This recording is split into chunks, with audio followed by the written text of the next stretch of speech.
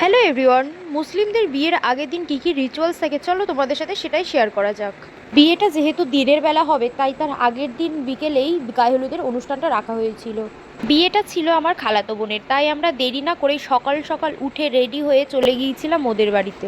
আর গিয়েই তো দেখলাম ওদের বাড়িটা খুব সুন্দর করে সাজানো হয়েছে প্যান্ডেল দিয়ে। যেহেতু ওদের বাড়িটা অনেক বড় জায়গা জুড়ে, ওই জন্য পুরো বাড়িটাকেই কভার করেছিল প্যান্ডেলটা। আর এর জন্যই দেখতে আরও বেশি ভালো লাগছিল, ওই জন্য আমি পুরো বাড়িটা ঘুরে ঘুরে দেখছিলাম। আর এদের এখানে নাকি একটা নিয়ম আছে যে পাড়ার প্রত্যেকের বাড়িতে গিয়ে গিয়ে ক্ষীর দিতে হয়। আর যেহেতু এই নিয়মটা আমাদের কাছে নতুন ছিল, তো আমরা ওদের সাথে গিয়েছিলাম। বাড়িতে এসে দেখলাম গায়ে হলুদের বসার জন্য ওকে সবাই মিলে রেডি করাচ্ছে।